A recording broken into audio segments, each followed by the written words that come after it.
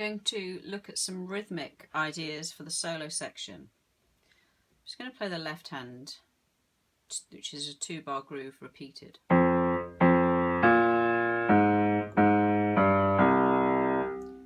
Okay, so in the previous lesson we talked about solo, scale choices for the solo, but didn't really talk about how to fit that with the left hand. And I think it might be a challenge to play independent right hands over this groove. This groove's in 5/4, as indeed the whole piece is. So I'm just going to count that, because usually music's in 4/4 and also 3/4. So 5/4 it's not that unusual, but it's less common.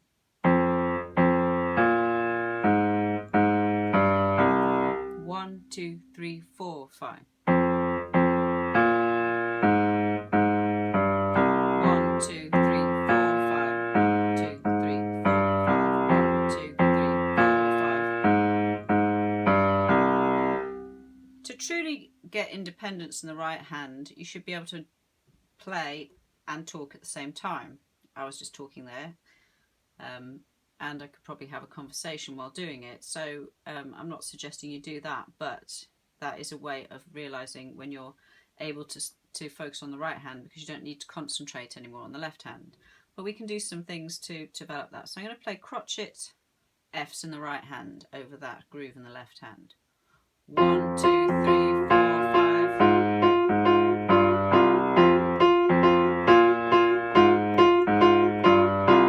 The actual coordination is the 2 hands hitting the first beat together, then the right hand, then the left hand, then together, this is beat 4, and then beat 5 in the right hand. So it's together, right, left, right, together, right. I'll just do that at speed.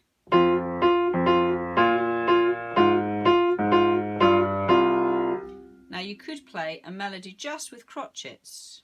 So I'm going to play melodies from this scale. Remember the pentatonic scale that I'd made up for this particular tune? Pentatonic being 5, so any 5-note scale can be called a pentatonic scale. Here is an improvisation only using crotchets.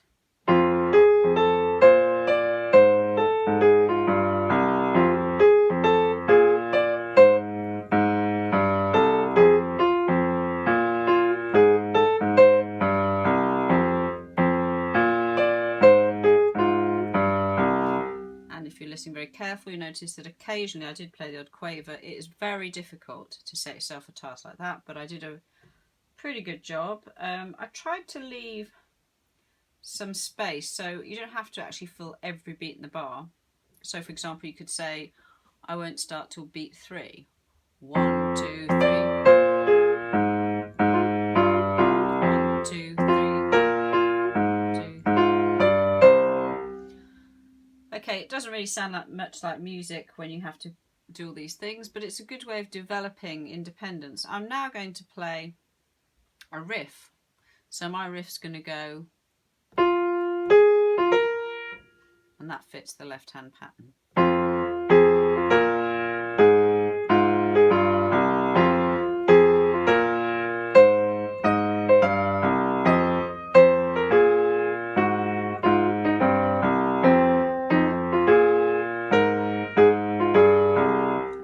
I hit that note by accident, but just to say that as long as you resolve up or down, you usually can get away with hitting notes that are outside of the chosen scale. You might have noticed there that not only did I play the riff that the left hand was playing, but I also played it at other points in the bar. So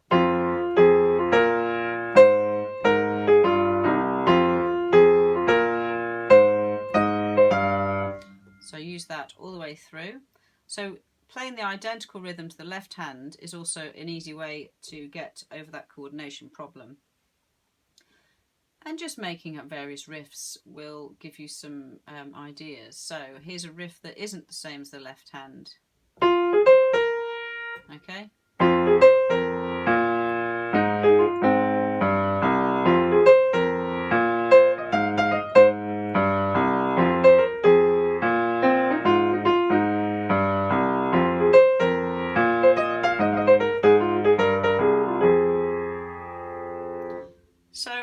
suggest build up a library of riffs, play around, don't start them on beat 1, try it on beat 2, beat 3, beat 4, beat 5. Whatever you can manage. Maybe think of it as a whole 2 bars. Well, it is a whole 2 bar sort of idea rather than bar, bar, bar, bar. So here's a phrase that goes over 2 bars.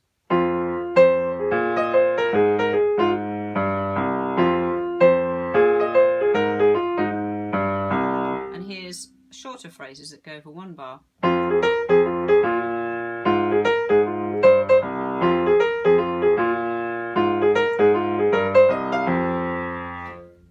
And to finish off, I'm just going to do some general improvising.